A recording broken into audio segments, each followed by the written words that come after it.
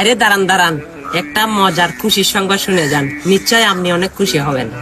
হযরতে জিবরাইল ইব্রাহিম নবীকে বলে, হে ইব্রাহিম নবী, আমি যেখানে যেতে পারি আপনি কিন্তু সেখানে যেতে পারবেন না।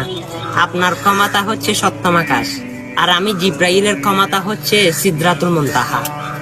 আর যখন আমার প্রিয় নবীজি মেহরাজে যাচ্ছে, তখন কিন্তু জিবরিলকে জিজ্ঞাসা করে, হে জিবরাইল, তুমি আমার দাদাকে এরকম এরকম বলেছ, এখন তুমি বলো তোমার থেকে কি লাগবে, আল্লাহর দরবারে গিয়ে তোমার কি চাওয়া পাওয়া আছে সেগুলো বলবো। তখন জিবরাইল বলতেছে, হে ইয়া রাসূলুল্লাহ, আমি তো সিদরাতুল মুনতাহা পর্যন্ত যেতে পারি, আপনি কতটুকু যেতে পারেন? তখন আমার রসুল বলে, আমি আল্লাহর সাথে দিদারে যেতে পারি। সুবহানাল্লাহ। আর জিবরাইল যদি সিদরাতুল মুনতাহার উপরে যায়, তার 600 নূরের ডানা কিন্তু জ্বলে পুড়ে সারকার হয়ে যাবে। কিন্তু আমার রসুল যখন জিবরাইলকে বলে, হে জিবরাইল,